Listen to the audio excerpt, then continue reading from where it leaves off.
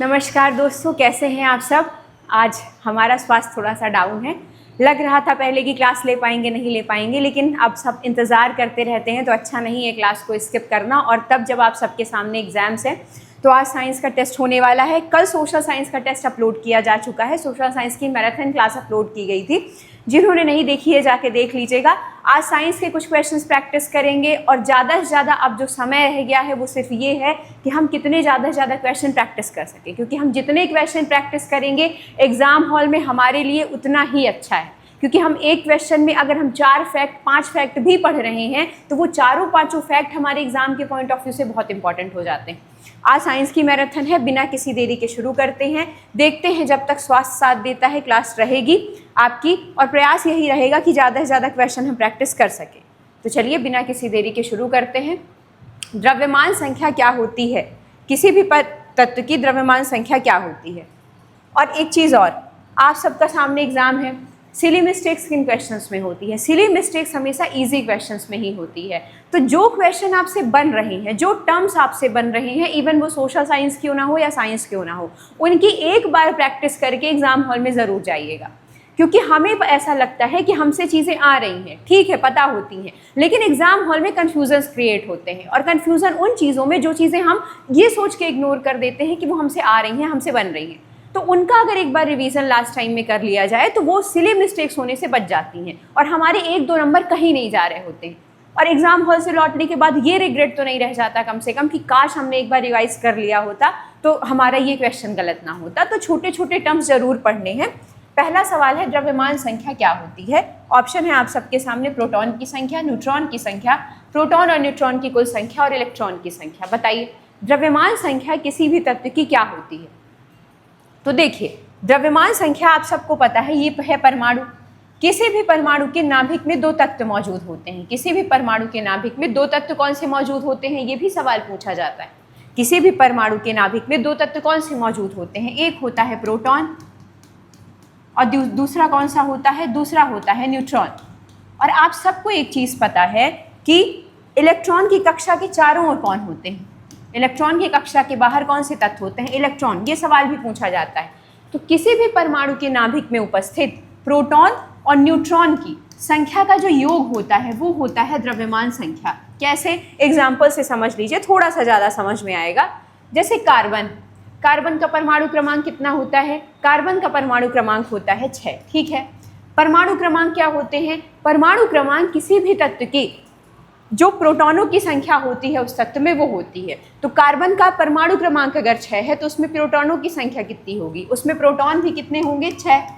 Carbon में neutron होते हैं 6। तो अब मुझे ये बता दीजिए, जब कार्बन में प्रोटॉन 6 हैं और कार्बन में न्यूट्रॉन 6 हैं तो इनकी द्रव्यमान संख्या क्या हो जाएगी? द्रव्यमान संख्या का मतलब होता है प्रोटॉन और न्यूट्रॉनों की संख्या का योग, और द्रव्यमान संख्या को डिनोट किया जाता है ए से। ए होती है द्रव्यमान संख्या।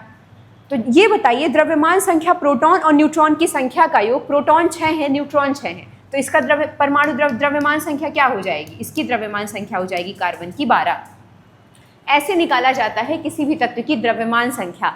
द्रव्यमान संख्या और परमाणु संख्या में अंतर है। द्रव्यमान संख्या किसी भी परमाणु के नाभिक में उपस्थित प्रोटॉन और न्यूट्रॉन की संख्या का योग होती है, लेकिन परमाणु संख्या आ जाए तो परमाणु संख्या किसी भी तत्व के में उपस्थित प्रोटॉन्स की संख्या होती है। किसी भी तत्व में जितने प्रोटॉन होंगे वही उसकी परमाणु संख्या होगी। अब यहाँ पे थोड़ा सा देखिएगा, क्योंकि इसलिए ये बता रही हूँ मैं बार बार, क्योंकि कन्फ्यूज़न होता है लोगों को। मैंने क्या कहा आपसे कि किस कार्बन तत्व में कितने परमाणु हैं, कितने प्रोटॉन्स हैं? 6 प्रोटॉन्स हैं और 6 न्यूट्रॉन्स हैं। तो मैंने ये बताया कि किसी भी तत्व की परमाणु संख्या क्या होती है? किसी भी तत्व की परमाणु संख्या होती है उस तत्व में उपस्थित प्रोटॉनों की संख्या, प्रोटॉन्स की संख्या। अब मैं कह रही हूँ कि कार्बन की परमाणु संख्या बताइए आप कि कार्बन की परमाणु संख्या कितनी होगी? जो कार्बन परमाणु तत्व है, कार्बन है, उसकी परमाणु संख्या कितनी होगी? तो जो उसकी प्रोटॉनों की संख्या होगी, कार्बन में प्रोटॉन्स कितने हैं? 6, तो यही हो जाएगी इसकी परमाणु संख्या, क्योंकि परमाणु संख्या वो होती है जो किसी तत्व में उपस्थित प्रोटॉनों की संख्या है। अब मैं कहूँ कि कार्बन की द्रव्यमान संख्या बताइए, तो द्रव्यमान संख्या हमने जाना कि द्रव्यमान संख्या क्या होती है? किसी भी परमाणु के नाभिक में उपस्थित प्रोटॉन और न्यूट्रॉन की संख्या का योग। द्रव्यमान संख्या को ए से डिनोट किया जाता है। तो कार्बन में प्रोटॉन्स कितने, प्रोटॉन और न्यूट्रॉन की संख्या का योग है। तो कार्बन में प्रोटॉन है 6 और न्यूट्रॉन कितने हैं 6, तो टोटल क्या हो गया 12। तो अब कार्बन की द्रव्यमान संख्या कितनी हो गई, कार्बन की द्रव्यमान संख्या हो गई 12। तो अब आपको पता है कि किसी भी तत्व की द्रव्यमान संख्या क्या होती है, किसी भी तत्व की द्रव्यमान संख्या किसी परमाणु के नाभिक में उपस्थित प्रोटॉन और न्यूट्रॉन की संख्या का योग होती है। अब ये कभी नहीं भूलेगा आपको। और दो चीज़ों में कन्फ्यूज़न होता है, प्रोटॉन संख्या और द्रव्यमान संख्या। प्रोटॉन संख्या है जो प्रोटॉन जितने होते हैं, और द्रव्यमान संख्या है किसी भी तत्व में प्रोटॉन और न्यूट्रॉन की संख्या का योग। एक और टर्म यहाँ जान लीजिए, एक चीज़ और जान लीजिए कि जो आधुनिक आवर्त सारणी है, जो आधुनिक आवर्त सारणी है उसमें जो परमाणु है वो कैसे व्यवस्थित हैं।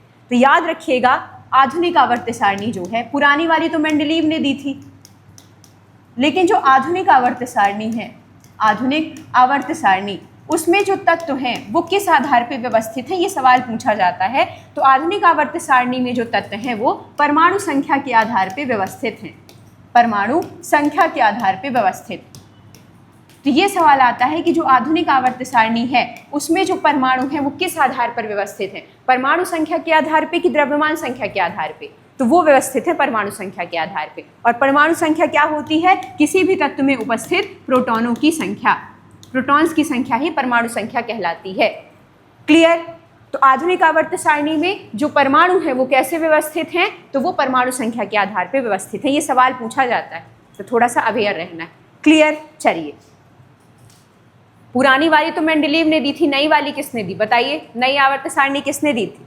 रक्त प्लेटलेट्स को किस रूप में जाना जाता है, बताइए। जो रक्त प्लेटलेट्स होती हैं उन्हें किस रूप में जाना जाता है। ऑप्शन है आप सबके सामने, थ्रोम्बोसाइट्स, ल्यूकोसाइट्स, एरिथ्रोसाइट्स या थ्रोम्बिन।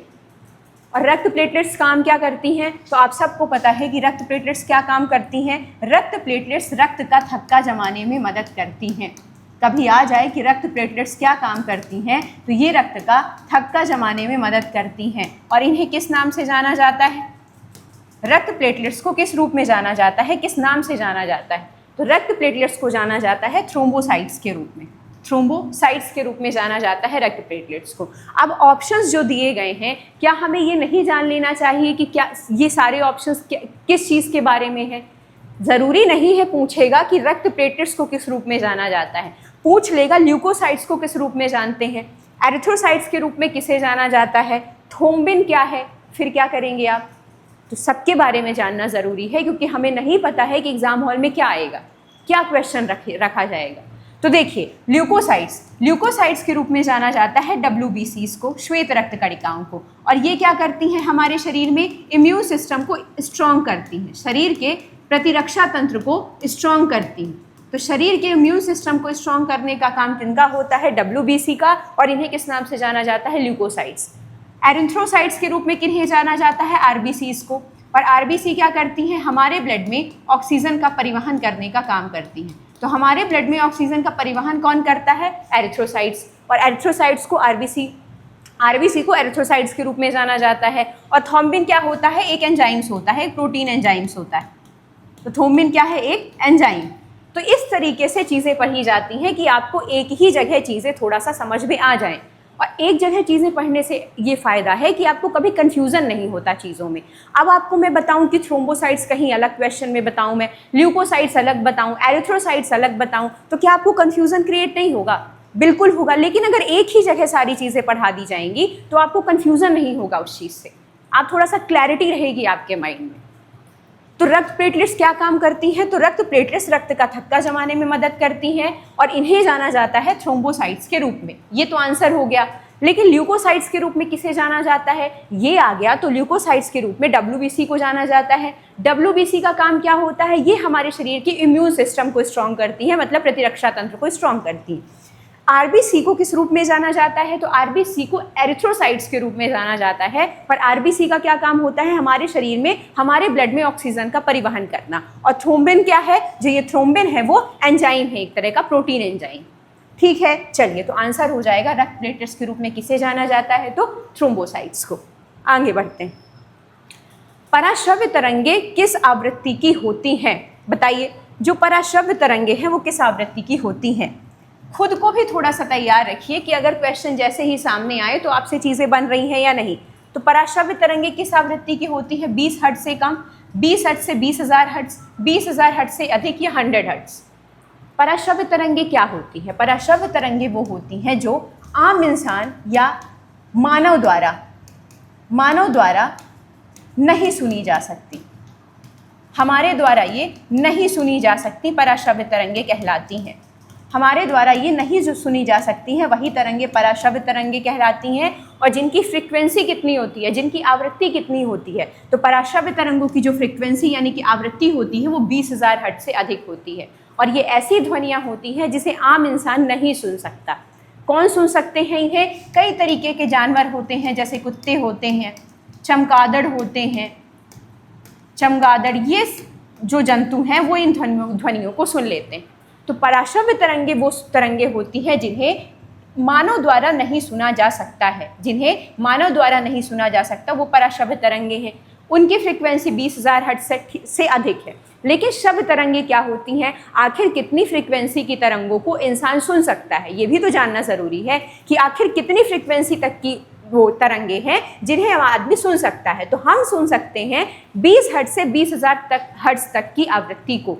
तो आम इंसान जो हम हैं, मानव है, वो कितनी आवृत्ति की तरंगों को सुन सकता है? तो वो सुन सकता है 20 हर्ट्ज से 20,000 हर्ट्ज तक की आवृत्ति की तरंगों को, और यही कहलाती हैं श्रव्य तरंगे। तो कभी ये भी पूछ ले कि श्रव्य तरंगों की फ्रीक्वेंसी कितनी होती है या श्रव्य तरंगों की जो आवृत्ति है वो कितनी होती है, तो वो होती है 20 हर्ट्ज से 20,000 हर्ट्ज। ये हम सुन सकते हैं इतनी फ्रीक्वेंसी की ध्वनियों को, लेकिन 20,000 हर्ट्ज से अधिक फ्रीक्वेंसी की ध्वनियों को हम नहीं सुन सकते।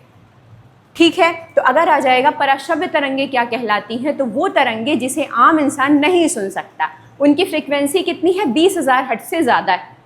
और सुन कितनी की सकता है इंसान? 20 हर्ट्ज से 20,000 हर्ट्ज तक की। तो आ जाए कि श्रव्य तरंगे जिन्हें आम इंसान सुन सकता है उनकी फ्रीक्वेंसी कितनी है? तो 20 हर्ट्ज से 20,000 हर्ट्ज, ये वाली, इसे हम सुन सकते हैं। लेकिन जो पराश्रव्य तरंगे हैं 20,000 हर्ट्ज से अधिक वाली, इन्हें हम नहीं सुन सकते हैं। ठीक है, चलिए आगे बढ़ते हैं। तो आए कि मानव कौन सी ध्वनियाँ नहीं सुन सकता, तो पराश्रव्य ध्वनियाँ मानव नहीं सुन सकता है। और धुन सुन कौन सी सकता है? शब्द। यदि किसी वस्तु का भार विस्थापित तरल के भार से अधिक है तो क्या होगा? ऑप्शन है, वस्तु तैरती रहेगी, वस्तु डूब जाएगी, एक इतनी अवस्था में बनी रहेगी, वस्तु अधिक घनत्व प्राप्त कर लेगी। आर्किमिडीज का सिद्धांत आपके सिलेबस का पार्ट है, बिल्कुल है। मैंने आपको क्या बताया था आर्किमिडीज के सिद्धांत में? जो इस क्लास में पहली बार है उन्हें ये बता दूं मैं कि इसके पहले भी साइंस के टेस्ट अपलोड किए जा चुके हैं। इस क्लास के साइंस की मैराथन क्लासेस अपलोड की जा चुकी हैं जिसमें इसी तरह के क्वेश्चन प्रैक्टिस करवाई गई है। तो इस क्लास के बाद प्लेलिस्ट वाले ऑप्शन में जाना है। उस प्लेलिस्ट वाले ऑप्शन में आपको सारे वीडियोस इस एग्ज़ाम से रिलेटेड मिल जाएंगे। जो वनडे एग्जाम्स की तैयारी कर रहे हैं, जिनके एग्जाम्स में साइंस आनी है, उन्हें भी हेल्प मिलेगी इस क्लास से। तो ज़रूर जाके वीडियोस देख लीजिएगा बाद में। अब आते हैं क्वेश्चन में। किसी वस्तु का भार विस्थापित तरल के भार से अधिक है। इसमें ये जार है, इसमें भरा हुआ है पानी। आर्किमिडीज का सिद्धांत ये कहता है कि मान लीजिए किसी जार में पानी भरा हुआ है और इसमें मैंने एक बॉल डुबो दी। जब मैंने इसमें एक बॉल डाली तो ये बॉल एक पानी विस्थापित करेगी, पानी हटाएगी। तो ये जब हटाए गए पानी का भार के बराबर ऊपर की तरफ एक बल काम करता है, उसे बोलते हैं उत्प्लावक बल। जितना पानी बॉल हटाएगी उस पानी द्वारा, इस बॉल द्वारा हटाए गए पानी के भार के बराबर ही ऊपर की तरफ एक उत्प्लावक बल काम करता है जो वस्तु को ऊपर की ओर खींचता है। यही कहलाता है आर्किमिडीज का सिद्धांत कि जब किसी तरल में कोई वस्तु डुबोई जाती है तो वो अपने द्वारा हटाए गए पानी के भार के बराबर उसकी ऊपर की तरफ एक बल काम करता है, उसे उत्प्लावक बल बोलते हैं। और यदि किसी वस्तु का उत्प्लावक बल ज़्यादा है, ऊपर की ओर वस्तु को खींचने वाला बल ज़्यादा है, तो वस्तु तैरेगी, ठीक है। लेकिन अगर उत्प्लावक बल कम हो जाएगा तो वस्तु डूब जाएगी। ये सवाल भी पूछा जाता है। बोल क्या रहा है? वस्तु का भार विस्थापित तरल के भार से अधिक है, मतलब इसका जो भार है इसके ऊपर जो लगने वाले बल के भार से अधिक है। तो जब इसका भार ज़्यादा है तो वस्तु कैसे चली जाएगी? नीचे की तरफ जाती जाएगी और डूब जाएगी। लेकिन अगर ऊपर की तरफ लगने वाला बल ज़्यादा होता तो क्या होता? वस्तु तैरती रहती। तो दोनों स्थितियां हैं कि यदि उत्प्लावक बल ज़्यादा होता तो वस्तु तैरेगी और उत्प्लावक बल कम हो जाएगा तो वस्तु डूब जाएगी। क्लियर? तो थोड़ा सा इस चीज़ में भी क्लैरिटी रखना है अपने को। तो किसी वस्तु का भार विस्थापित तरल के भार से अधिक है और विस्थापित तरल का भार क्या है? जितना पानी वस्तु विस्थापित कर रही है उसके भार के बराबर ऊपर क्या काम कर रहा है, उत्प्लावक बल। तो ये कह रहा है उत्प्लावक बल से अधिक है वस्तु का भार, तो जब उत्प्लावक बल कम है और वस्तु का भार ज़्यादा है तो वस्तु डूबती चली जाएगी। लेकिन यदि उत्प्लावक बल ज़्यादा होता तो ये वस्तु को ऊपर की तरफ खींचता तो वस्तु तैरती, लेकिन ये वस्तु का भार ज़्यादा है तो वस्तु डूबने लगेगी। तो राइट आंसर क्या हो जाएगा, राइट आंसर हो जाएगा वस्तु डूब जाएगी। और यही कहलाता है आर्किमिडीज का सिद्धांत, जो आपके सिलेबस का पार्ट है, आर्किमिडीज का सिद्धांत। क्लियर। सवाल कई तरह से पूछता है कि यदि उत्प्लावक बल ज़्यादा हुआ वस्तु के भार से, तो पूछा वही है लेकिन उसने घुमा दिया है सवाल को। तो उत्प्लावक बल ज़्यादा है तो वस्तु तैरेगी, उत्प्लावक बल कम है तो वस्तु डूब जाएगी। ठीक है, चलिए आगे बढ़ते हैं। मानव शरीर के रक्त में लगभग कितने प्रतिशत प्लाज्मा होता है? मानव ब्लड में प्लाज्मा कितने % तक होता है, बताइए। मानव शरीर में जो प्लाज्मा होता है, प्लाज्मा रक्त में जो प्लाज्मा का हिस्सा है वो कितने प्रतिशत का होता है? प्लाज्मा कितने प्रतिशत होता है? ऑप्शन है आप सबके सामने 40%, 55%, लगभग 60%, 70%। तो जो प्लाज्मा है मानव ब्लड में वो कितने % होता है, बताइए। कितने प्रतिशत होता है प्लाज्मा मानव ब्लड में? प्लाज्मा काम क्या करता है? देखिए, जो प्लाज्मा होता है, प्लाज्मा ये मानव शरीर में रक्त का एक तरल भाग होता है। ये एक तरल भाग होता है और चूंकि ये तरल होता है इस वजह से ये क्या करता है, तरल भाग होता है, पूरी बॉडी में ये पोषक तत्वों का परिवहन करता है। पूरी बॉडी में क्या करता है, पोषक तत्वों का परिवहन करता है, प्रोटीन का परिवहन करता है, प्रोटीन का परिवहन करने का काम करता है। और ये मानव शरीर में लगभग पाया जाता है 55%, 55% लगभग ये पाया जाता है। तो मानव ब्लड में जो प्लाज्मा होता है वो कितने % होता है? लगभग 55% होता है। और ये पूरे शरीर में पोषक तत्वों का परिवहन करता है, प्रोटीन का परिवहन करता है, और ये ह्यूमन बॉडी में पीएच लेवल को भी कंट्रोल करता है, पीएच लेवल को भी संतुलित करता है और ब्लड प्रेशर को भी, पीएच लेवल को और रक्तचाप को यानी ब्लड प्रेशर को भी संतुलित करने का ये काम करता है। कौन? प्लाज्मा। तो थोड़ा सा याद रखिएगा कि ह्यूमन बॉडी में प्लाज्मा कितने % होता है? 55% लगभग। और ये करता क्या है? चूंकि तरल भाग है, तरल द्रव के रूप में है, तरल के रूप में है, तो ये पूरी बॉडी में क्या, पूरी बॉडी में परिवहित होगा और कहीं प्रोटीन का परिवहन करेगा, पोषक तत्वों का परिवहन करेगा, ब्लड प्रेशर को कंट्रोल रखेगा, पीएच लेवल को कंट्रोल करेगा।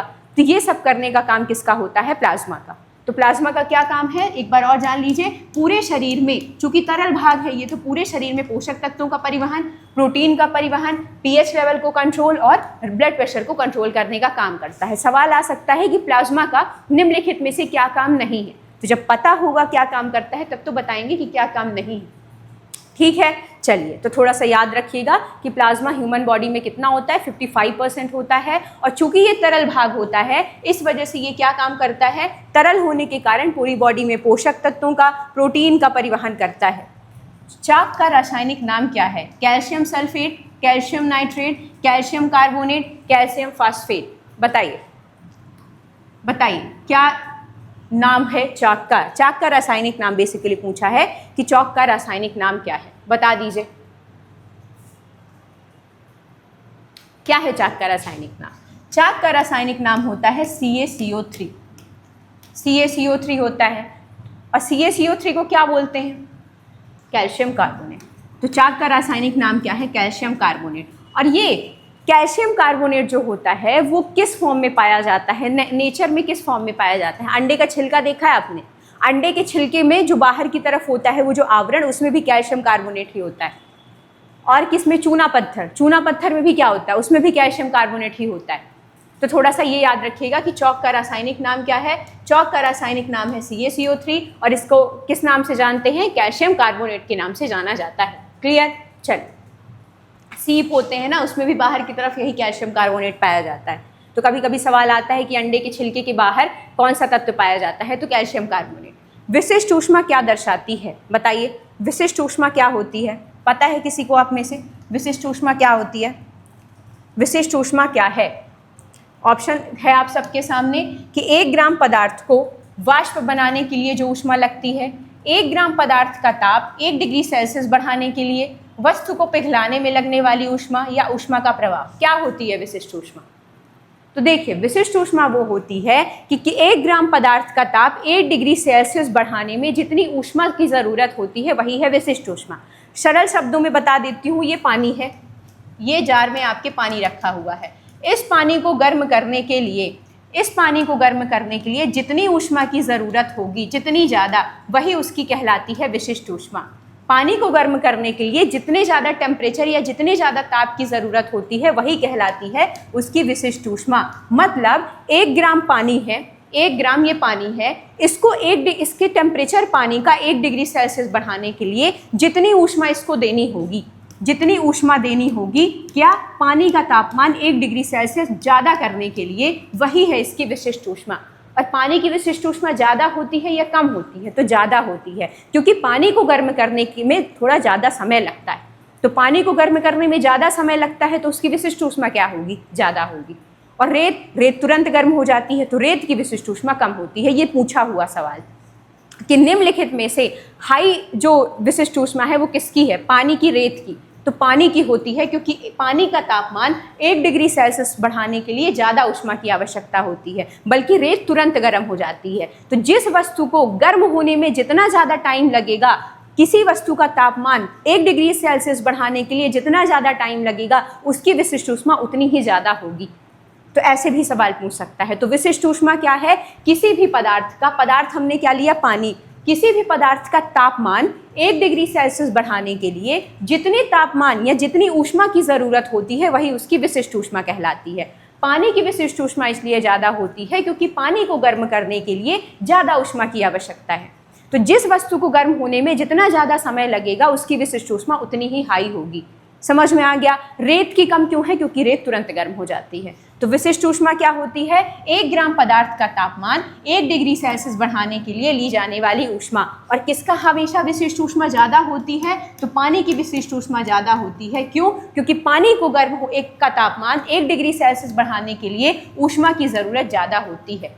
तो पानी का तापमान 1 डिग्री सेल्सियस बढ़ाने के लिए किसकी ज़रूरत है? ऊष्मा की ज़्यादा ज़रूरत। 1 ग्राम पदार्थ का ताप 1 डिग्री सेल्सियस बढ़ाने के लिए जो ऊष्मा होती है वही विशिष्ट ऊष्मा कहलाती है। ठीक है, चलिए पूछ लेगा कि किसकी विशिष्ट ऊष्मा ज़्यादा होती है, पानी की या रेत की? तो पानी की। क्यों? क्योंकि पानी को गर्म होने में ज़्यादा टाइम लग रहा है। तारों के टिमटिमाने का कारण किसके कारण होता है? तारे क्यों टिमटिमाते हैं? बताइए, तारों के टिमटिमाने का कारण क्या होता है? तारे क्यों टिमटिमाते हैं? ऑप्शन है, तारे बिखरते हैं, तारों के प्रकाश का वायुमंडलीय अपवर्तन होता है, आयन मंडल द्वारा परावर्तन होता है, या आकाश में तारों का कंपन होता है। आप मुझे ये बताइए कि जब तारों का जो प्रकाश है वो पृथ्वी तक आता है, हम पृथ्वी से ही तो देख रहे हैं कि तारे टिमटिमा रहे हैं, तो हमारी आंखों में जो प्रकाश आ रहा है तारों का, तो वो विभिन्न जो माध्यम है उनसे होके आ रहा है, क्योंकि आकाश से पृथ्वी तक के बीच में कई सारे परतें हैं। उन परतों से होके प्रकाश कहाँ आ रहा है? हमारी आंखों तक आ रहा है। और हमने पढ़ा है कि जब प्रकाश एक माध्यम से दूसरे माध्यम में प्रवेश करता है तो प्रकाश क्या होता है? जब प्रकाश एक माध्यम से दूसरे माध्यम में प्रवेश करता है तो कौन सी घटना होती है? प्रकाश मुड़ जाता है। और कौन सी घटना होती है? अपवर्तन की घटना होती है। तो आप मुझे बताइए कि जब यहाँ से तारे हैं, इनसे प्रकाश आ रहा है हमारी आँखों तक, ये है हमारी आँखें, ये आँखें यार इतनी सुंदर तो नहीं है लेकिन ठीक है, ये आँखों तक प्रकाश आ रहा है, तो ये विभिन्न माध्यमों से होके आ रहा है ना, विभिन्न परतों से होके आ रहा है। उन परतों का घनत्व अलग अलग है। तो जब प्रकाश विभिन्न परतों से होके गुजरेगा तो प्रकाश के अपवर्तन की घटना नहीं होगी? बिल्कुल होगी। और जब प्रकाश के अपवर्तन की घटना होगी तो प्रकाश कैसा होगा? विभिन्न माध्यमों में मुड़ते हुए आएगा। इस वजह से प्रकाश टिमटिमाता है। तो तारों के टिमटिमाने का कारण क्या होता है? तारों के प्रकाश का वायुमंडलीय अपवर्तन। तारों के प्रकाश का अपवर्तन कौन सी घटना होती है? जब प्रकाश एक माध्यम से दूसरे माध्यम में प्रवेश करता है तो प्रकाश के अपवर्तन की घटना होती है। और आकाश में तो सीधे समझ में आ रहा है कि आसमान से हमारी आंखें नीचे हैं, तो जब आसमान से प्रकाश आएगा तो बीच में बहुत सारी परतें होंगी, उन परतों से होते हुए प्रकाश आएगा। उन सभी परतों का घनत्व अलग अलग होगा। तो जब सभी परतों का घनत्व अलग है तो प्रकाश के अपवर्तन की घटना होगी कि नहीं होगी? क्योंकि प्रकाश एक माध्यम से दूसरे माध्यम में, फिर दूसरे माध्यम से तीसरे में, फिर तीसरे से चौथे में प्रवेश कर रहा है, तब जाके हमारी आंखों तक आ रहा है। तो जब इतने माध्यमों से होकर प्रकाश गुजरेगा तो प्रकाश कई बार अपवर्तित होगा। और जब प्रकाश की अपवर्तन की घटना बार बार होगी तो प्रकाश ब्लिंक करते हुए दिखेगा, तारे टिमटिमाते हुए दिखेंगे। इसी वजह से तारे टिमटिमाते हुए दिखते हैं प्रकाश की अपवर्तन की घटना के कारण। क्लियर? ये तारे हैं और यहाँ से देखिए आंख में आ रहा है प्रकाश, विभिन्न माध्यमों से होते हुए आ रहा है, विभिन्न परतें हैं, तो यहाँ कई बार अपवर्तन के कारण ये तारे टिमटिमाते हुए दिखाई देते हैं। श्वसन किस प्रकार की रासायनिक अभिक्रिया है? जो श्वसन है वो कैसी प्रक्रिया होती है? आप सबको पता है श्वसन में ऊर्जा उत्पन्न होती है श्वसन के कारण। तो श्वसन किस प्रकार की अभिक्रिया है? उपचयन मतलब ऑक्सीडेशन, संयोजन, रिडक्शन या केमिकल रिएक्शन। श्वसन कैसी प्रक्रिया है, किस प्रकार की रासायनिक प्रक्रिया है? बताइए कि जो श्वसन है वो कैसी प्रक्रिया है। श्वसन की प्रक्रिया में क्या होता है? ऊर्जा मुक्त होती है। ठीक है, श्वसन की प्रक्रिया में ऊर्जा मुक्त होती, और ये कैसी प्रक्रिया है? ऑक्सीडेशन की प्रक्रिया होती है। कैसे? देखिए, ऑक्सीडेशन प्रक्रिया में क्या होता है? जो ग्लूकोज होता है, ग्लूकोज वो ऑक्सीजन के साथ मिलता है और क्या उत्पन्न करता है? Carbon dioxide. ऑक्सीजन के साथ मिलके ये क्या उत्पन्न करता है? ऑक्सीजन के साथ मिलके ये कार्बन डाइऑक्साइड उत्पन्न करता है, जल और ऊर्जा, तीन चीजें, कार्बन डाइऑक्साइड, जल और एटीपी के फॉर्म में ऊर्जा। और इसका केमिकल रिएक्शन भी एक होता है। ग्लूकोज क्या होता है? C6H12O6। ठीक है, ये मिल रहा है ऑक्सीजन के साथ। ठीक है, बना क्या रहा है?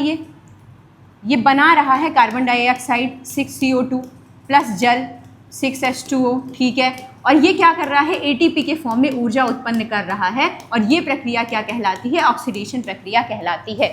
तो श्वसन की प्रक्रिया किस रासायनिक अभिक्रिया द्वारा होती है? जो श्वसन की प्रक्रिया होती है उसमें ऑक्सीडेशन प्रक्रिया है, जिसमें जो ग्लूकोज है, ये ग्लूकोज है, ये ऑक्सीजन के साथ मिलता है, ये ऑक्सीजन है, और क्या बनाता है? कार्बन डाइऑक्साइड, जल और ऊर्जा। ऊर्जा इसमें उत्पन्न होती है एटीपी के फॉर्म में, यही कहलाती है ऑक्सीडेशन प्रक्रिया।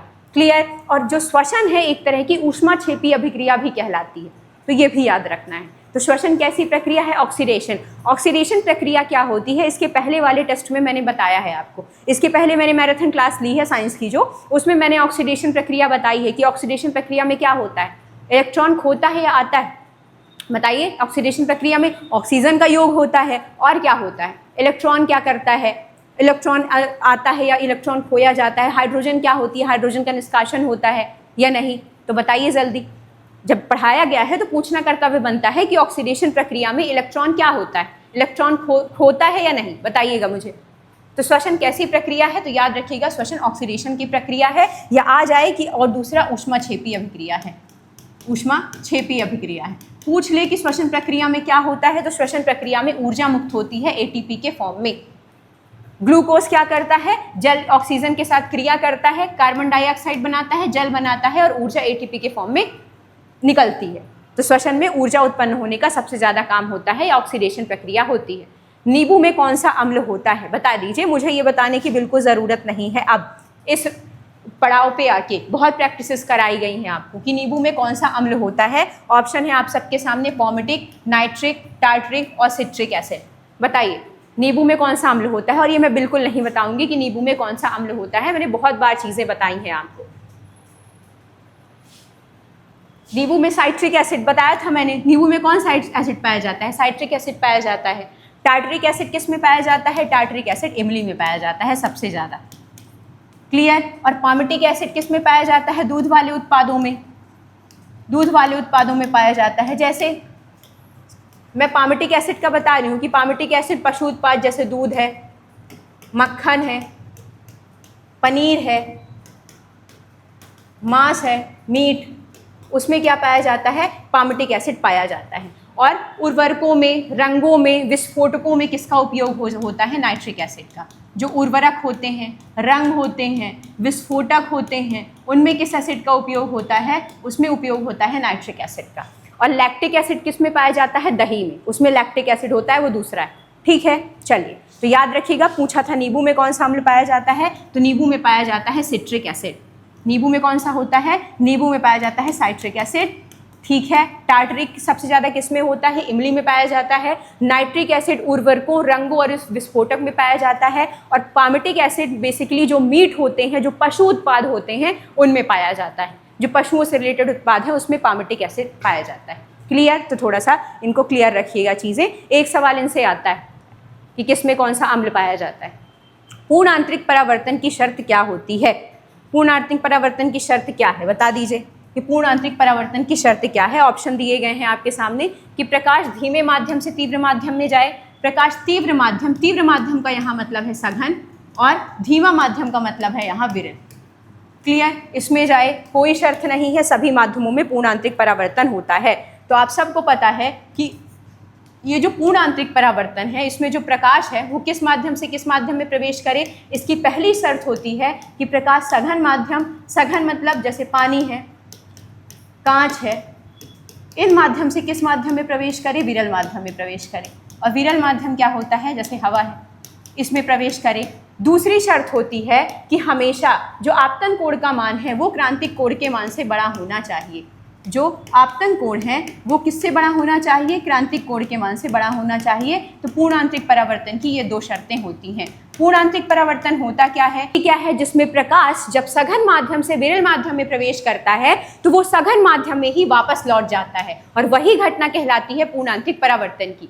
पूर्ण आंतरिक परावर्तन के उदाहरण कौन कौन से होते हैं, जैसे ऑप्टिकल फाइबर है। उदाहरण में अगर देखें पूर्ण आंतरिक परावर्तन के, तो जैसे ऑप्टिकल फाइबर, इसमें भी पूर्ण आंतरिक परावर्तन की घटना का ही यूज होता है।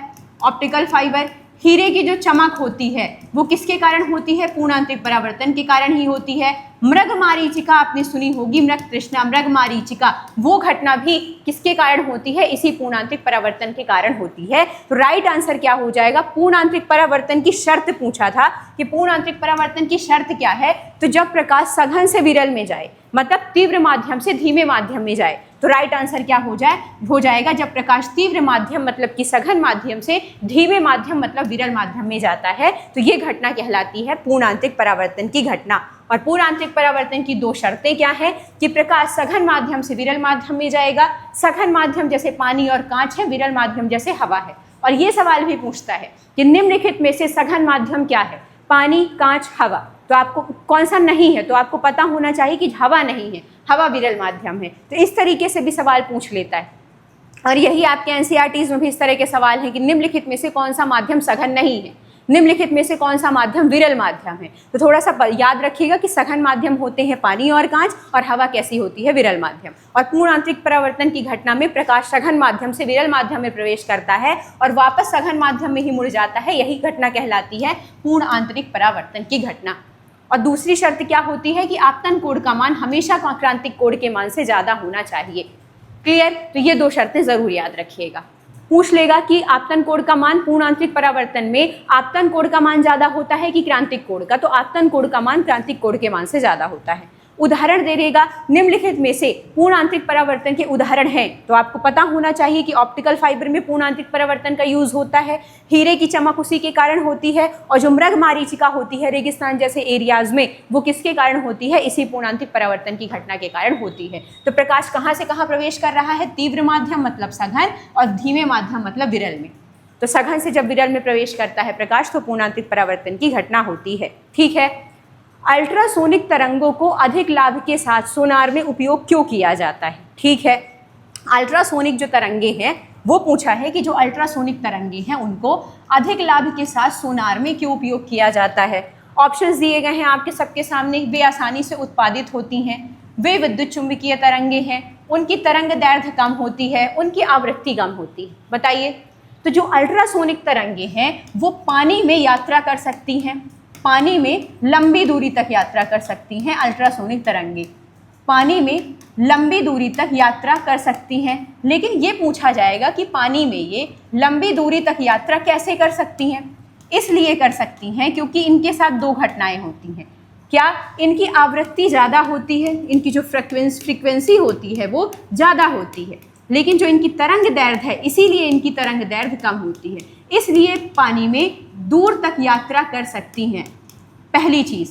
दूसरी चीज़, पानी के अंदर छोटी से छोटी चीज़ होगी, पानी के अंदर अगर छोटी से छोटी चीज़ है तो उसे भी ये तरंगे पता लगा लेंगी। अल्ट्रासोनिक तरंगे क्यों पता लगा लेंगी? क्योंकि इनकी तरंग दैर्घ्य कम होती है और इनकी आवृत्ति ज़्यादा होती है। तो कभी कभी सवाल ये भी पूछ लेता है कि जो अल्ट्रासोनिक तरंगे हैं उनकी आवृत्ति कैसी होती है। इसने तरंग दैर्घ्य पूछा है, लेकिन एग्जामिनर का मूड सनका तो वो बिल्कुल पूछ सकता है आवृत्ति। तो वो बोलेगा कि जो अल्ट्रासोनिक रेज होती हैं उनकी आवृत्ति कैसी होती है, कम या ज़्यादा, तो उनकी आवृत्ति ज़्यादा होती है और तरंग दैर्ध्य कम होती है। इसी वजह से वो पानी में लंबी दूरी तक यात्रा कर सकती हैं। तो पानी में लंबी दूरी तक यात्रा कौन करती है? अल्ट्रासोनिक तरंगे। क्यों कर सकती हैं? क्योंकि इनकी आवृत्ति ज़्यादा होती है और तरंग दैर्ध्य कम होती है। तो अल्ट्रासोनिक तरंगों को अधिक लाभ के साथ सोनार में क्यों उपयोग किया जाता है? क्योंकि उनकी तरंग दैर्ध्य कम होती है, राइट। तो उनकी तरंग दैर्ध्य क्या हो जाएगी? कम हो जाएगी। पूछ लेगा अल्ट्रासोनिक तरंगों की आवृत्ति कैसी होती है, तो फ्रीक्वेंसी इनकी हाई होती है। अल्ट्रासोनिक तरंगे पानी में लंबी दूरी तक यात्रा कर सकती हैं कि नहीं कर सकती हैं? तो बिल्कुल कर सकती हैं। अल्ट्रासोनिक तरंगे पानी के अंदर छोटी से छोटी चीज़ का पता लगा सकती हैं या नहीं लगा सकती? बिल्कुल लगा सकती हैं। जब लंबी दूरी तक यात्रा कर सकती हैं तो क्या छोटी से छोटी चीज़ का सटीकता से पता नहीं लगा सकती? बिल्कुल लगा सकती हैं। तो अल्ट्रासोनिक तरंगों की आवृत्ति कैसी, फ्रीक्वेंसी कैसी हाई और तरंग दैर्ध्य कैसी कम, ठीक है। तो अल्ट्रासोनिक तरंगे जिनका काम किसमें होता है? सोनार में यूज़ होती हैं, उनकी तरंग दैर्ध्य कैसी होती है? तो याद रखिएगा उनकी तरंग दैर्ध्य कैसी होती है? उनकी तरंग दैर्ध्य कम होती है। और अगर आवृत्ति पूछता तो आवृत्ति कैसी होती है? ज़्यादा होती, ठीक है। तो आवृत्ति यानी कि फ्रीक्वेंसी ज़्यादा और तरंग दैर्ध्य कम। यही लगा करता है कि आपका डेली विश्वास रहता है कि डेली क्लास आएगी। आश्वास बिल्कुल सही काम नहीं कर रहा था, लग रहा था कि क्लास हो भी पाएगी या नहीं हो पाएगी, लेकिन ठीक है, जब पढ़ाने लग जाओ तो एक एनर्जी अपने आप आ जाती है कि जब आप सब कमेंट करते हैं ना कि क्लास बहुत अच्छी है, ये क्लास लाइए, वो क्लास लाइए, तो थोड़ा सा मोटिवेशन मिलता है खुद में कि पढ़ाना है, इंतज़ार कर रहा है कोई। आर्किमिडीज का सिद्धांत किस पर आधारित है? बताइए, आर्किमिडीज का सिद्धांत किस पे आधारित है? ऑप्शन है आप सबके सामने, संवेग, उत्प्लावक बल, घर्षण, गुरुत्व। और समय भी नहीं है, सामने एग्जाम है आप सबके, मुझे भी ये चीज़ समझ में आती है। तो हम भले एक दिन में कितने भी क्वेश्चन प्रैक्टिस करें तो वो क्या पता क्वेश्चन फंस जाएँ, 4 क्वेश्चन 5 क्वेश्चन एक ही क्लास से, तो फ़ायदा हो जाएगा ना। आर्किमिडीज का सिद्धांत किस पे आधारित है? मैंने बताया था आर्किमिडीज का सिद्धांत क्या होता है। ये इसमें होती है पानी जार में, उसमें आपने डुबोया ये बॉल, और यहाँ ऊपर की तरफ क्या काम करता है? उत्प्लावक बल। उत्प्लावक बल। तो जब किसी वस्तु को द्रव में डुबोया जाता है तो वो एक पानी जो हटाती है उसके भार के बराबर ऊपर की तरफ क्या काम करता है? उत्प्लावक बल। और यही क्या कहलाता है? आर्किमिडीज का सिद्धांत। तो आर्किमिडीज का सिद्धांत किस पर आधारित हो जाएगा? आर्किमिडीज का सिद्धांत आधारित हो जाएगा उत्प्लावक बल पे। उत्प्लावक बल काम करता है ऊपर, क्लियर। तो आर्किमिडीज का सिद्धांत किस पे काम करता है? उत्प्लावक बल पे। उत्प्लावक बल यदि ज़्यादा है तो वस्तु तैरेगी, उत्प्लावक बल यदि ज़्यादा है तो वस्तु तैरेगी, उत्प्लावक बल कम हो जाएगा तो वस्तु डूब जाएगी। और यही होता है आर्किमिडीज का सिद्धांत, and it's a part of your syllabus. Archimedes. एक द्विफोकसी लेंस का उपयोग आँखों में निम्नलिखित में से किस दोष के उपाय में किया जाता है? बताइए। द्विफोकसीय लेंस है, द्विफोकसीय लेंस है, इसका उपयोग आँखों में किस दोष के निराकरण में किया जाता है? बताइए, द्विफोकसी लेंस किस में काम आता है? ऑप्शन है आप सबके सामने, दीर्घ दृष्टि, जरा दूरदर्शिता, दृष्टि वैषम्य, अदूरदर्शिता। तो जो द्विफोकसी लेंस होते हैं वो काम आते हैं जरा दूरदर्शिता में। जरा दूरदर्शिता क्या होती है? ऐसा दोष जिसमें दूर देखने में भी समस्या होती है और पास देखने में भी। ये बेसिकली बुजुर्गों को होता है, जैसे जैसे उम्र ढलती है तो उन लोगों को होता है। दूर देखने में भी समस्या होती है और पास देखने में भी समस्या होती है, दोनों में समस्या होती है इनको। इसके लिए इन्हें द्विफोकसी लेंस दिया जाता है। और द्विफोकसी लेंस में क्या होता है कि जो लेंस है उसका ऊपर का जो पार्ट होता है, लेंस का जो ऊपरी हिस्सा होता है उसमें दूर की वस्तुएं देखी जा सकती, दूर की वस्तु देखी जा सकती है, और उसमें यूज होता है अवतल लेंस। ऊपर की तरफ कौन सा होता है? ऊपर की तरफ जो लेंस लगा होता है उसमें दूर की वस्तु देखी जा सकती है, और उसमें कौन सा होता है? अवतल लेंस। और जो नीचे की तरफ लेंस लगा होता है, एक ही चश्मे में आपने देखा होगा, आपके घर में यदि बुजुर्ग होंगे, आपके दादा दादी होंगे, आपके माता पिता होंगे, तो ऊपर की, ये जैसे चश्मा है मेरा, तो उसमें ऊपर की तरफ एक लेंस लगा होता है जो दूर देखने के लिए होता है, और नीचे की तरफ जो लेंस लगा होता है वो पास की चीज़ें देखने के लिए होता है। जब न्यूज़पेपर पढ़ते हैं आपके घर के बड़े बुजुर्ग, तो देखिए वो नीचे ऐसे करके पढ़ते हैं, तो इस वजह से जो नीचे होता है, नीचे वाला जो लेंस होता है, तो वो पास की वस्तुएं देखने के लिए होता है, और उसमें लगा होता है, कौन सा लेंस लगा होता है उसमें? जल्दी बताइए। उत्तल लेंस। उसमें कौन सा लेंस लगा होता है? उत्तल लेंस लगा होता है। लिख दूं? उत्तल लेंस लगा होता है, क्लियर। तो ये भी आता है कि दूर की वस्तुओं में कौन सा लेंस, पास की वस्तुओं में कौन सा लेंस। तो हर तरह के क्वेश्चंस आपको पता होने चाहिए कि जो द्विफोकसी लेंस है वो किस में यूज़ होता है, वो जरा दूरदर्शिता में यूज़ होता है। जरा दूरदर्शिता में व्यक्ति को दूर देखने में भी समस्या होती है, पास देखने में भी समस्या होती है। इसीलिए किसी भी एक चश्मे में जो ऊपर की तरफ लेंस होता है वो अवतल लेंस लगाया जाता है जो दूर देखने के लिए होता है, और नीचे उत्तल लेंस होता है जो पास देखने के लिए होता है। तो ऊपर की तरफ लगा लेंस दूर की चीज़ें देखने में हेल्प करता है, और जो नीचे की तरफ लेंस लगा होता है वो पास देखने के लिए यूज़ होता है।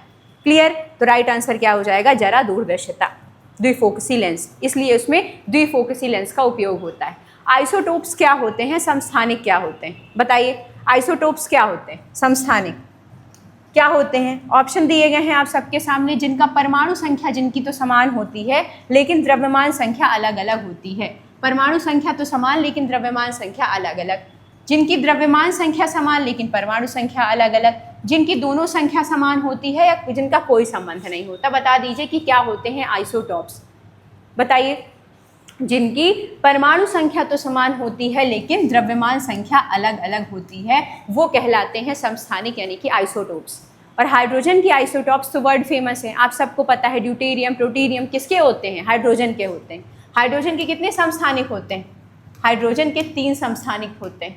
3 समस्थानिक होते हैं जिनके परमाणु क्रमांक तो समान होते हैं लेकिन परमाणु संख्या अलग, परमाणु द्रव्यमान अलग अलग होती है या द्रव्यमान संख्या अलग अलग होती है। इन सभी में आप देखिए कि सब में एक प्रोटॉन है। जब सब में एक प्रोटॉन है, इसमें भी, इसमें भी, इसमें भी क्या है? एक प्रोटॉन, तीनों में। तो जब एक प्रोटॉन है तो इनकी प्रोटॉन संख्या, परमाणु संख्या कैसी हो जाएगी? समान। परमाणु संख्या कैसी हो जाएगी? समान हो जाएगी। सेम परमाणु संख्या है लेकिन इनका परमाणु भार अगर आप देखें तो अलग अलग है। परमाणु भार इनका क्या है? इसमें न्यूट्रॉन्स की संख्या कितनी है? इसमें 0 न्यूट्रॉन है, इसमें 1 न्यूट्रॉन है, इसमें 2 न्यूट्रॉन। क्लियर? इस वजह से इनकी जो न्यूट्रॉन संख्या है वो अलग अलग होती है। और द्रव्यमान संख्या क्या बताया था मैंने? प्रोटॉन और न्यूट्रॉन की संख्या का योग। तो प्रोटॉन तो भले समान है, ठीक है, लेकिन न्यूट्रॉन अलग अलग है, इस वजह से द्रव्यमान संख्या भी अलग अलग हो जाएगी, क्योंकि द्रव्यमान संख्या प्रोटॉन और न्यूट्रॉन की संख्या का योग है। तो जब प्रोटॉन भले सेम है लेकिन न्यूट्रॉन अलग है तो द्रव्यमान संख्या अलग अलग। तो इस वजह से आइसोटॉप्स क्या होते हैं? जिनकी परमाणु संख्या तो समान होती है, परमाणु संख्या समान, और परमाणु संख्या क्या होती है? किसी भी तत्व के प्रोटॉन्स की संख्या। ये तो प्रोटॉन्स की संख्या जब समान है तो परमाणु संख्या समान हो जाएगी, ठीक है, लेकिन द्रव्यमान संख्या क्यों अलग अलग है? क्योंकि न्यूट्रॉन्स की संख्या अलग है। तो जब दोनों का योग होगा तो संख्या अलग हो जाएगी। तो राइट आंसर क्या हो जाएगा? आइसोटॉप्स वो होते हैं जिनकी परमाणु संख्या समान लेकिन द्रव्यमान संख्या अलग अलग होती है, और हाइड्रोजन के 3 आइसोटॉप्स होते हैं। चलिए आगे बढ़ा जाए। तो क्या होते हैं आइसोटोप? जिनकी परमाणु संख्या समान होती है लेकिन द्रव्यमान संख्या अलग अलग होती है। थैली में बंद बीज किस वर्ग में आते हैं? जो थैली में बीज बंद होते हैं वो किस वर्ग में आते हैं? बताइए। Bryophyta, pteridophyta, gymnosperm, angiosperm. थैली में बंद का मतलब होता है कि वो बीज जो फल के अंदर होते हैं। जैसे आम की गुठली देखी है आपने, आम खाते हैं आप, आम की जो गुठली होती है, आम का जो बीज होता है वो फल के अंदर होता है। इसी तरीके के बारे में पूछा है कि जो थैली में बीज बंद होते हैं वो कैसे होते हैं? तो जो थैली में बंद होते हैं बीज वो एंजियोस्पर्म कहलाते हैं। तो थैली में बंद बीज जो होते हैं वो एंजियोस्पर्म होते हैं। इसका बेहतर उदाहरण क्या है? आम। मैं आप सबको थोड़ा पहले से आगाह कर दूं कि हमारे यहाँ बारिश बहुत ज़्यादा हो रही है, तो हो सकता है कि बीच में लाइट चली जाए और मुझे ऐसे ही वीडियो अपलोड करना पड़ जाए बिना एंडिंग लिए या बिना सारे क्वेश्चंस कराए हुए। तो थोड़ा सा जब क्लास अगर अचानक से बंद होती है तो समझ जाइएगा कि लाइट चली गई है, नहीं तो अगर साथ दिया लाइट ने तो लास्ट तक क्लास चलेगी। तो जो थैली में बंद होते हैं बीज वो किस वर्ग में आते हैं? तो वो एंजियोस्पर्म में आते हैं। थैली में बंद बीज का मतलब होता है वो बीज जो फल के अंदर होते हैं, फल के अंदर। और फल के अंदर जैसे आम आपने खाया, आम के आपको खाने के बाद आम के अंदर क्या है? फल के अंदर क्या है? फल के अंदर है गुठली। तो जो बीज फल के अंदर होते हैं वो क्या कहलाते हैं? एंजियोस्पर्म कहलाते हैं। जिम्नोस्पर्म क्या होते हैं? वो पौधे या वो बीज जो फल के अंदर नहीं होते हैं, जो बीज फल के अंदर नहीं होते हैं, जो बीज फल में नहीं होते हैं, फल के अंदर नहीं होते हैं, जैसे चीड़ है। क्लियर? और टेरिडोफाइटा और ब्रायोफाइटा इनमें बीज ही नहीं होते, इनमें बीज नहीं होते। क्लियर? तो थैली में बंद बीज का मतलब होता है फल के अंदर जो बीज होते हैं, और फल के अंदर जो बीज होते हैं वो एंजियोस्पर्म कहलाते हैं। जैसे आम को आप खाएंगे, आम के अंदर आपको गुठली मिल जाएगी, बीज मिल जाएगा, वो कहलाते हैं एंजियोस्पर्म। और जिम्नोस्पर्म कहलाते हैं जो बीज फल के अंदर नहीं होते, खुली हुई अवस्था में पाए जाते हैं, वो होते हैं जिम्नोस्पर्म। तो अगर सवाल आ जाए कि ऐसे कौन से बीज हैं जो खुली हुई अवस्था में होते हैं, फल के अंदर नहीं पाए जाते, तो वो जिम्नोस्पर्म हो जाएगा, और जो फल के अंदर होते हैं वो एंजियोस्पर्म। पूछा क्या था? पूछा था थैली में बंद, थैली में बंद मतलब फल में बंद, तो वो होंगे एंजियोस्पर्म। क्लियर? चलिए आगे बढ़ते हैं। 1 वोल्ट को कैसे परिभाषित किया जा सकता है? 1 वोल्ट कैसे परिभाषित होता है? क्यों? इसको तो आसानी से निकाल लेंगे आप। 1 वोल्ट को कैसे परिभाषित किया जाता है? ऑप्शन है 1 जूल पर सेकेंड, 1 जूल पर कूलाम, 1 जूल पर एम्पियर, इनमें से कोई नहीं। 1 वोल्ट, वोल्ट किसका एसआई मात्रक है? ऐसे भी निकाल लेंगे ना, रटते नहीं अपन, थोड़ा समझ लेते हैं। वोल्ट किसका एसआई मात्रक है? विद्युत विभव का। वोल्ट किसका एसआई मात्रक है? विद्युत विभव का एसआई मात्रक है, ठीक है। और विद्युत विभव का सूत्र क्या होता है? विद्युत विभव का सूत्र क्या होता है, मुझे बताइए। विद्युत विभव का सूत्र होता है कार्य बटे आवेश, कार्य बटे आवेश, ठीक है। ये होता है विद्युत विभव का। अब इसने कहा है कि 1 वोल्ट, विद्युत विभव का एसआई मात्रक होता है वोल्ट, ठीक है, वोल्ट होता है।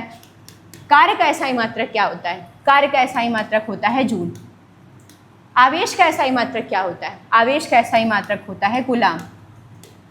तो राइट आंसर क्या हो जाएगा? क्या आप इसे निकाल नहीं सकते थे? अगर आपको एसआई मात्रक आते हैं तो क्या आप इसको निकाल नहीं सकते थे खुद? 1 वोल्ट दिया है, वोल्ट का मतलब होता है विद्युत विभव, विद्युत विभव का एसआई मात्रक होता है वोल्ट, विद्युत विभव का फार्मूला होता है कार्य बटे आवेश, कार्य बटे आवेश। कार्य का एसआई मात्रक है जूल और आवेश का कूलाम। तो क्या राइट आंसर हो जाएगा? राइट आंसर हो जाएगा volt is equal two joule पर कूलाम। कितना? तो क्या राइट आंसर है? जूल पर कूलाम। ये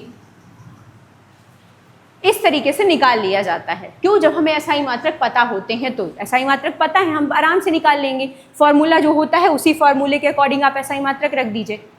चलिए, तो 1 वोल्ट का क्या होता है? 1 जूल पर कूलाम। कौन सा हार्मोन स्ट्रेस हार्मोन कहलाता है?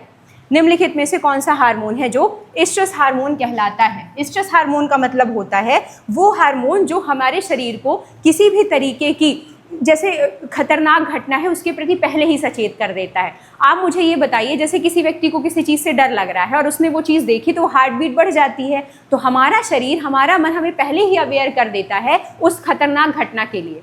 तो वो जो हार्मोन रिलीज होते हैं डर में, वो जो हार्मोन्स रिलीज होते हैं हमें पहले से अवेयर करने के लिए, वो कौन से हार्मोन हैं? Insulin, adrenaline, oestrogen, testosterone. तो वो हार्मोन होता है एड्रेनालिन, और ये क्या करता है? ये शरीर को खतरनाक स्थितियों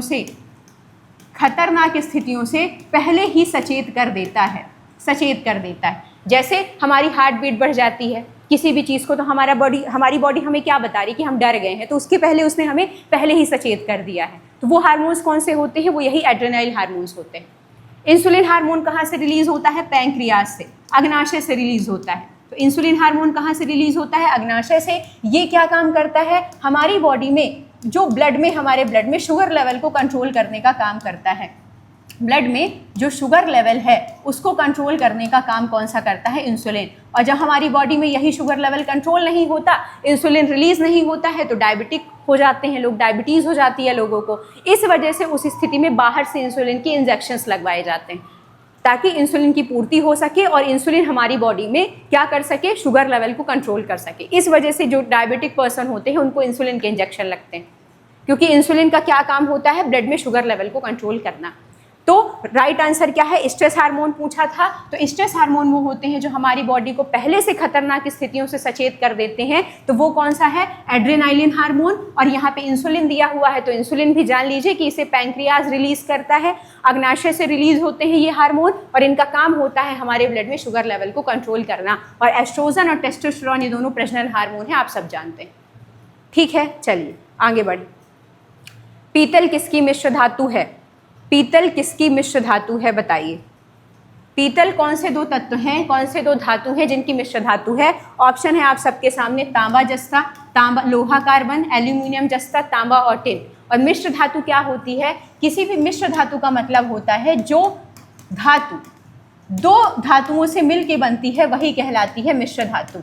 दो धातुओं से मिलकर बनती है। अब ये कह रहा है पीतल के बारे में कि पीतल किन से मिलकर बन रही है, तो पीतल मिश्र धातु है। और पीतल किन दो धातुओं से मिलकर बनती है, तो पीतल मिलकर बनती है तांबा से और जस्ता से, जिसमें ये भी याद रखिएगा कि जो तांबे का परसेंटेज है वो कंपैरेटिवली जस्ता ज़्यादा होता है और जस्ते का जो परसेंटेज है वो थोड़ा सा कम होता है। तो मान लीजिए पूछ ले कि पीतल में जो मिश्र धातु है वो जिन दो तत्वों से मिलकर बनी होती है, तांबा और जस्ता, उसमें किसका प्रतिशत ज़्यादा होता है, तो तांबे का प्रतिशत ज़्यादा होता है और जस्ते का प्रतिशत कम होता है कंपैरेटिवली तांबा। ठीक है, तो पीतल किसकी मिश्र धातु है, पीतल तांबे और जस्ते की मिश्र धातु है, जिसमें तांबे का प्रतिशत ज़्यादा होता है। तो राइट आंसर क्या हो जाएगा, राइट आंसर हो जाएगा तांबा और जस्ते से मिलके पीतल बनती है। तो पीतल किन दो तत्वों की मिश्र धातु है, तांबा और जस्ते की। क्लियर, चलिए आगे बढ़ें। मानव पेट में कौन सा अम्ल मौजूद होता है, जो मानव पेट है उसमें कौन सा अम्ल मौजूद होता है, बताइए।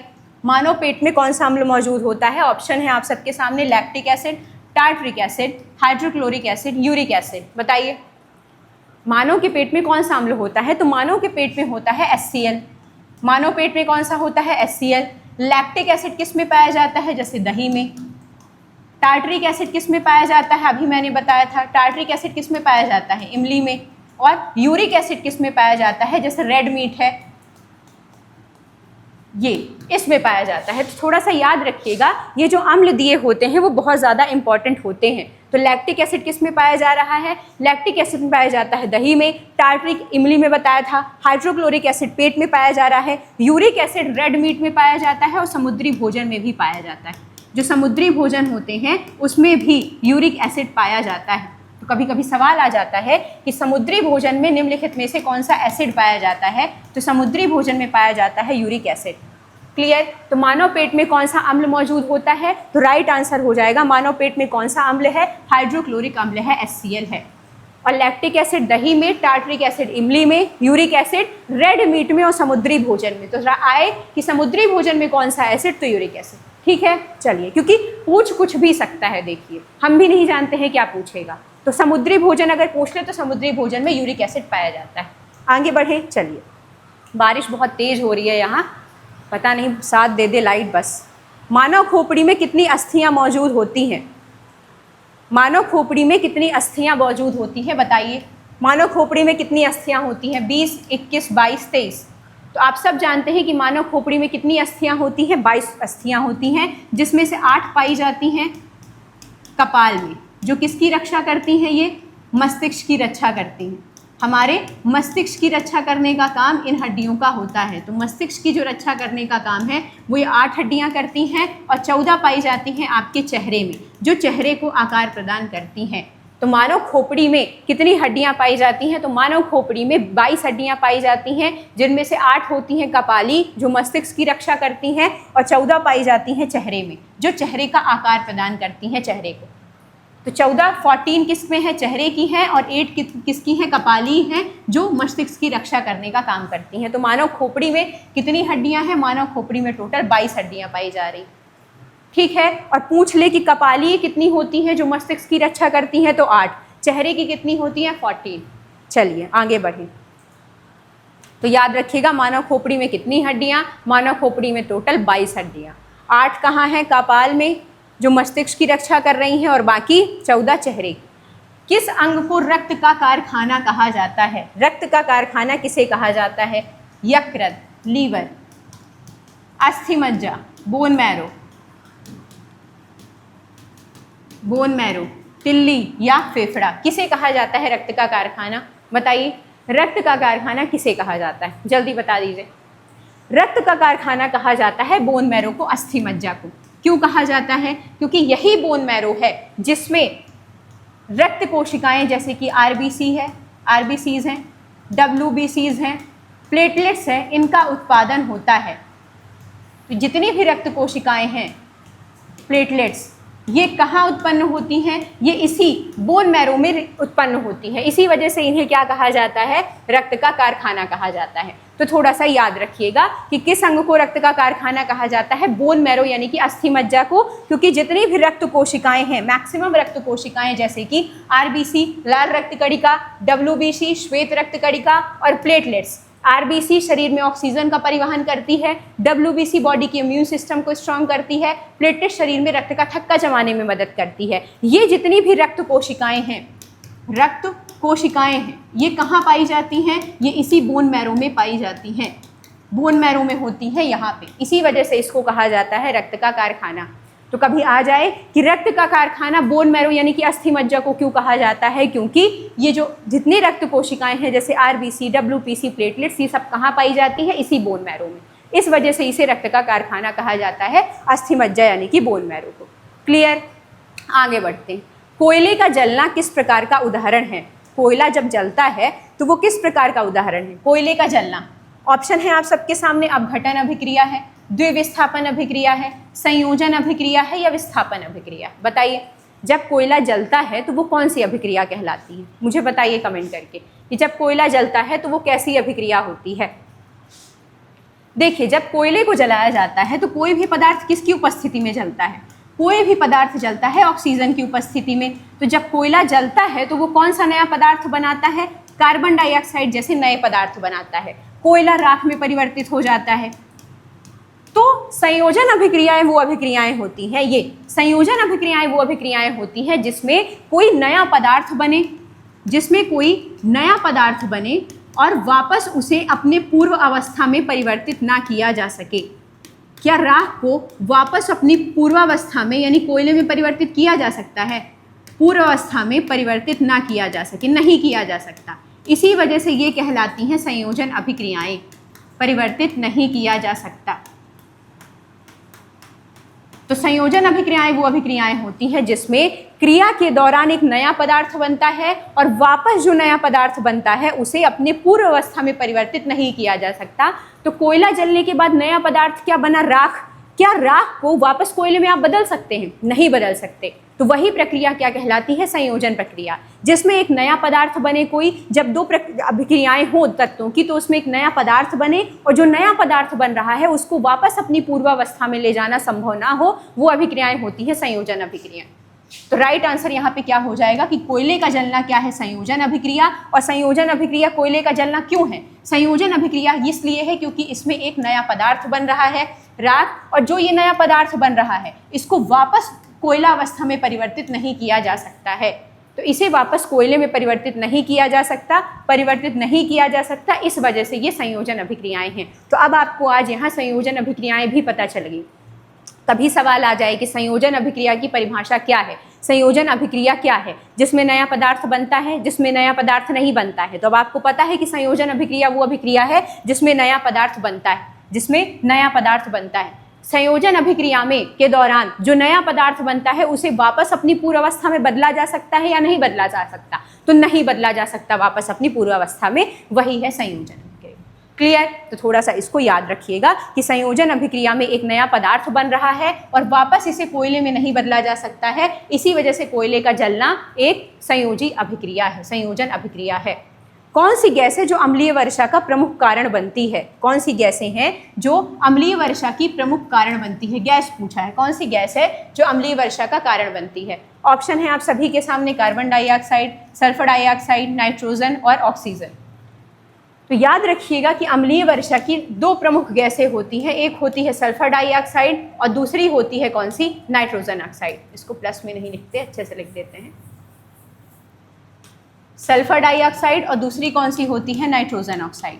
और ये दोनों क्या करती हैं? देखिए, ये है नाइट्रोजन ऑक्साइड, ये दोनों पानी से मिलती हैं। जब सल्फर डाइऑक्साइड पानी के साथ अभिक्रिया करती है, ये पानी के साथ मिलती है तो ये बनाती है सल्फ्यूरिक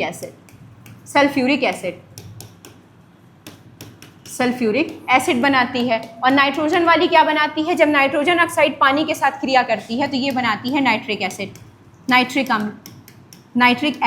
और यही एसिड पानी के रूप में पृथ्वी पर गिरता है। और जब ये एसिड पानी के रूप में पृथ्वी पर गिरता है तो क्या होता है? ताजमहल का रंग पीला क्यों होता है? सवाल आता है, ताजमहल का रंग पीला किस कारण से हो रहा है? तो इसी एसिड रेन के कारण हो रहा है। एसिड रेन किस गैस के कारण हो रही है? सल्फर डाइऑक्साइड और नाइट्रोजन ऑक्साइड।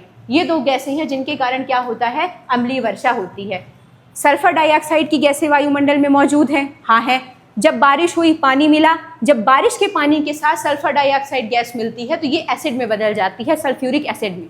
नाइट्रोजन ऑक्साइड वायुमंडल में गैस है, हाँ है। जब वो पानी के साथ मिलती है तो वो नाइट्रिक एसिड बना लेती है, नाइट्रिक अम्ल बना लेती है, और वही अम्ल जब पृथ्वी पर गिरता है तो जो हमारी संरचनाएं हैं, वास्तुकला है, उनको प्रभावित करती है। और वो संरचनाएं क्या हैं? जैसे ताजमहल है, ताजमहल का रंग वाइट था, वाइट से वो धीरे धीरे येलो में कन्वर्ट क्यों हो रहा है? इसी एसिड रेन के कारण होता है। तो सवाल आता है कि जो ताजमहल है उसका रंग पीला क्यों हो रहा है? तो ताजमहल के रंग के पीले होने के पीछे कारण एसिड रेन होती है। तो ये सवाल भी आता है कि एसिड रेन के कारण किसका रंग पीला हो रहा है? कई सारी कलाकृतियों का, जैसे ताजमहल। और किस गैस के कारण होता है? तो ये सल्फ्यूरिक एसिड और नाइट्रिक एसिड। ये सल्फ्यूरिक एसिड जब पानी के साथ क्रिया करती हैं तो कौन सा एसिड बनाती हैं? Sulphuric acid. और जब नाइट्रोजन ऑक्साइड पानी के साथ क्रिया करती है तो ये नाइट्रिक एसिड बनाती है। और ये फिर यही पानी पृथ्वी पर आता है और इसी को बोलते हैं एसिड रेन। कोशिका झिल्ली का मुख्य कार्य क्या होता है? कोशिका झिल्ली क्या काम करती है? बताइए, कोशिका झिल्ली का प्रमुख काम क्या होता है? ऑप्शन है आप सबके सामने, अनुवांशिक सूचना धारण, ऊर्जा उत्पादन, ट्रांसपोर्ट, प्रकाश संश्लेषण। तो आप सबको पता है, ये कल के या परसों के टेस्ट में भी था ये क्वेश्चन, हाँ था। कोशिका झिल्ली का मुख्य कार्य क्या है? ये बताइए। ये कोशिका झिल्ली है, ये बाहर एक कोशिका झिल्ली होती है और अंदर यहाँ आपके होती है कोशिका, यहाँ पे आपके होती है कोशिका। तो कोशिका झिल्ली क्या काम करती है? ये है कोशिका झिल्ली, कोशिका झिल्ली। तो कोशिका के अंदर कौन सी चीज प्रवेश करेगी या कौन सी चीज प्रवेश नहीं करेगी? ये तो ये कौन करता है? वाहनांतरण, ट्रांसपोर्ट नियंत्रण का काम किसका होता है? इसी कोशिका झिल्ली का होता है। तो कोशिका झिल्ली बेसिकली क्या काम करती है? ये है कोशिका झिल्ली। बाहर की तरफ कोशिका के क्या होती है? कोशिका झिल्ली होती है। और ये क्या काम करती है कि कोशिका के अंदर कौन सा पदार्थ प्रवेश करेगा, ये कोशिका के अंदर कौन सा पदार्थ प्रवेश करेगा या कोशिका से कौन सा पदार्थ बाहर जाएगा, इस सभी का नियंत्रण किसके द्वारा किया जाता है? इस कोशिका झिल्ली द्वारा किया जाता है। तो जो कोशिका के अंदर ट्रांसपोर्ट का नियंत्रण होता है कि कोशिका के अंदर कौन सा पदार्थ आ रहा है और कोशिका से कौन सा पदार्थ बाहर जा रहा है, इसका नियंत्रण कौन कर रहा है? तो ये बाहर स्थित कोशिका झिल्ली कर रही है। तो कोशिका झिल्ली का प्रमुख काम क्या हो जाता है? ट्रांसपोर्ट को नियंत्रित करना। और ट्रांसपोर्ट मतलब कि कोशिका के अंदर कौन सा पदार्थ आएगा और कोशिका के अंदर से कौन सा पदार्थ बाहर जाएगा, इसको नियंत्रित करने का काम है कोशिका झिल्ली। ये जो बाहर एक झिल्ली का आवरण बना होता है, ये नियंत्रित करती है कि कोशिका के अंदर कौन सी चीज़ प्रवेश करेगी या कोशिका के अंदर से कौन सी चीज़ बाहर जाएगी। तो इसका काम क्या होता है? ट्रांसपोर्ट नियंत्रण। ट्रांसपोर्ट नियंत्रण यानी कि कौन सी चीज़ अंदर बाहर होगी, उसका नियंत्रण कौन कर रहा है? कोशिका झिल्ली। क्लियर? रक्तचाप, ब्लड प्रेशर मापने के लिए किस यंत्र का उपयोग किया जाता है? बताइए।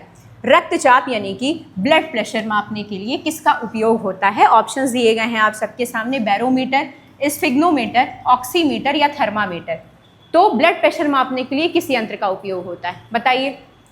तो देखिए, ब्लड प्रेशर मापने के लिए उपयोग होता है, यानी कि रक्तचाप मापने के लिए उपयोग किया जाता है किसका? स्फिग्नोमीटर का। स्फिग्नोमीटर का उपयोग किया जाता है रक्तचाप मापने के लिए, ब्लड प्रेशर मापने के लिए। ऑप्शंस में और भी दिए हुए हैं तो इनके लिए भी जान लेते हैं, क्योंकि क्या पता यही पूछ ले। तो बैरोमीटर का उपयोग किया जाता है दाब, वायुमंडलीय दाब को मापने में। बैरोमीटर का उपयोग किसमें होता है? वायुमंडलीय दाब को मापने में। तो बैरोमीटर किस में उपयोग हो रहा है? तो आप सबको अब पता है कि वायुमंडलीय दाब को मापने में उपयोग हो रहा है।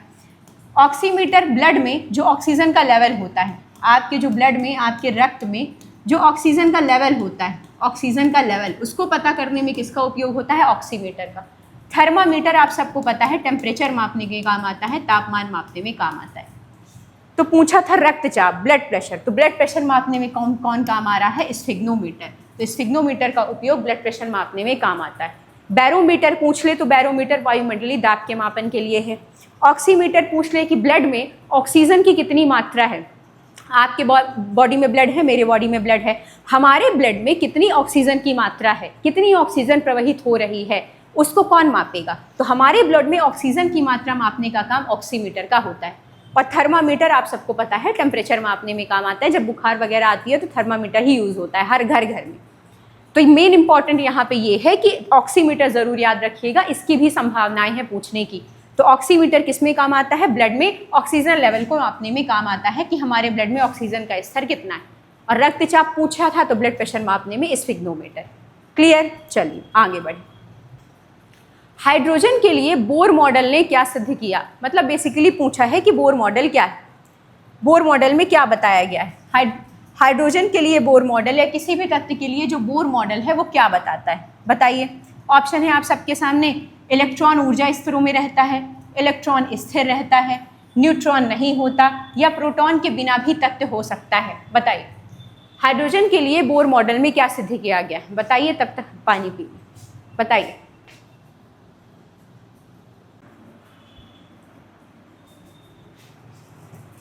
तो बताइए बोर मॉडल ने क्या सिद्ध किया, बताइए। हाइड्रोजन के लिए जो बोर मॉडल कहता है वो ये कहता है कि किसी भी परमाणु में, बताया है मैंने आपको ये पहले भी, कि किसी भी परमाणु में जो इलेक्ट्रॉन होता है वो कहाँ होता है, वो एक निश्चित दूरी पे इलेक्ट्रॉन के बाहर चारों ओर चक्कर लगा रहा होता है। किसी भी परमाणु के बाहर चक्कर लगा रहा होता है, ये होता है नाभिक। तो जो इलेक्ट्रॉन होता है, बोर मॉडल के अनुसार इलेक्ट्रॉन्स क्या करते हैं, किसी भी परमाणु के बाहर या ऊर्जा स्तरों में रहते हैं और एक निश्चित दूरी पर चक्कर लगा रहे होते हैं। तो बोर मॉडल ने क्या कहा, बोर मॉडल ने कहा कि इलेक्ट्रॉन क्या होते हैं, विभिन्न ऊर्जा स्तरों में रहते हैं। तो इलेक्ट्रॉन्स कहाँ है, ये ऊर्जा स्तर है, इसमें चारों ओर चक्कर लगा रहे होते हैं और यही परमाणु का क्या कहलाता है, बोर मॉडल कहलाता है। कि इलेक्ट्रॉन किस में होते हैं, ऊर्जा स्तरों में रहते हैं। इन इलेक्ट्रॉन्स की खोज किसके द्वारा की गई थी, तो इलेक्ट्रॉन्स की खोज की थी, मैंने बार बार आपको बताया है, जे थॉमसन ने।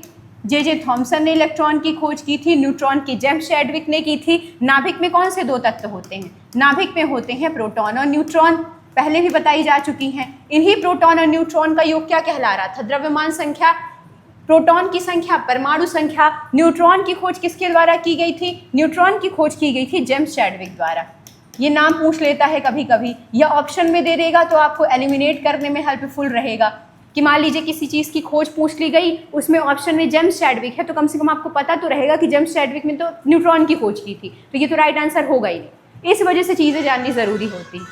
क्लियर। और प्रोटॉन की बताइएगा, हमेशा मैं पूछती हूँ, प्रोटॉन की आप सब कमेंट सेक्शन में बता ही चुके हैं।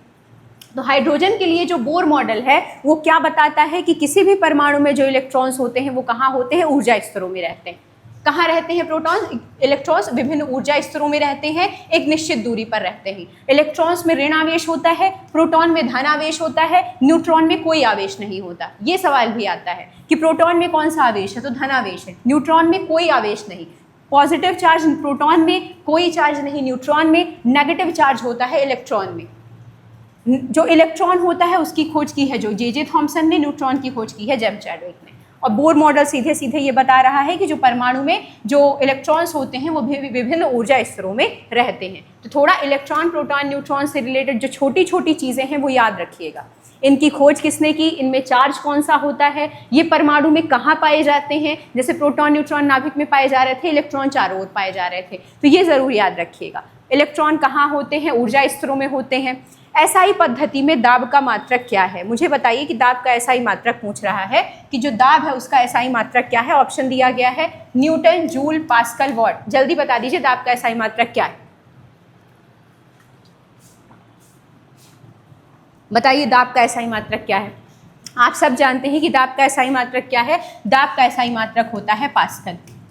दाब का एसआई मात्रक होता है पास्कल। एसआई मात्रक से एक सवाल जरूर आएगा, और अगर सब आपको सब आते हैं सारे एसआई मात्रक तो फिर रिवाइज करके जाना है, क्योंकि सिली मिस्टेक्स इनमें होती है एसआई मात्रक में, कन्फ्यूजन्स क्रिएट होते हैं एग्जाम हॉल में। तो जितनी ज़्यादा प्रैक्टिस होगी उतना अच्छा है, क्योंकि हम प्रैक्टिस करके जाएंगे, सिली मिस्टेक्स होने के चांसेस कम रहेंगे। न्यूटन किसका है, फोर्स का है, बल का है। जूल किसका है, कार्य और ऊर्जा का है। कार्य और ऊर्जा का एसआई मात्रक क्या है, कार्य और ऊर्जा का एसआई मात्रक होता है जूल। और वॉट किसका है, पावर यानी कि शक्ति का। तो शक्ति का एसआई मात्रक क्या है, पावर का एसआई मात्रक वो होता है वॉट। क्लियर। तो एसआई पद्धति में दाब का मात्रक क्या है, तो एसआई पद्धति में जो दाब का मात्रक है, दाब, इसका क्या हो जाएगा राइट आंसर, दाब का मात्रक होता है पास्कल।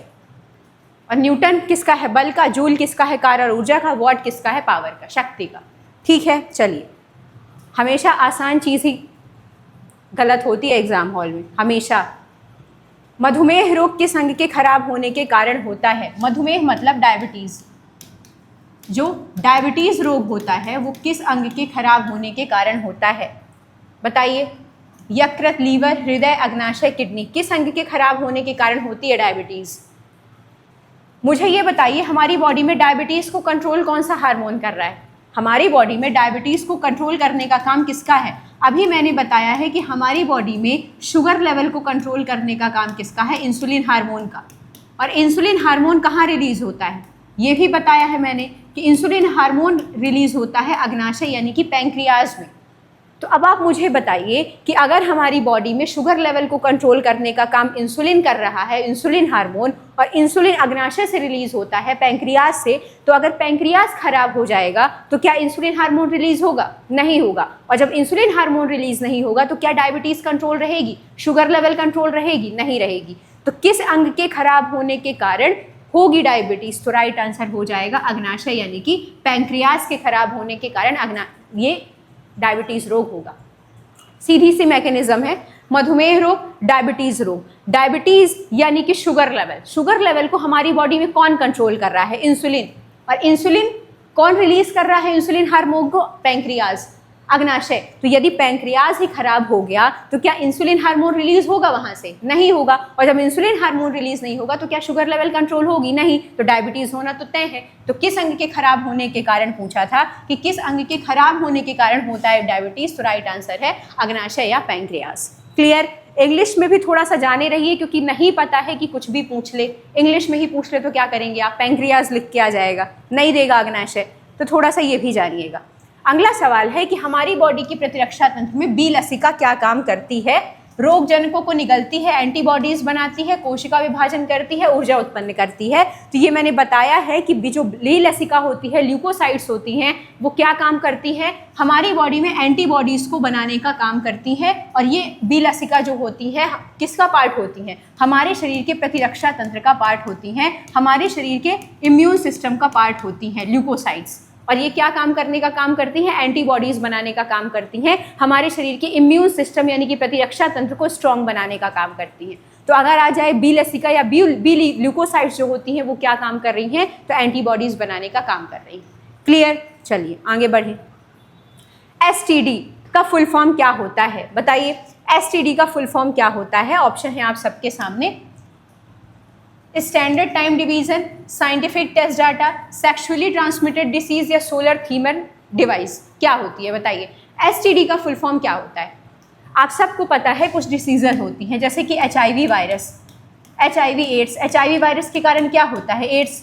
ये कैसी होती है डिसीज़? ये कैसी डिसीज़ है?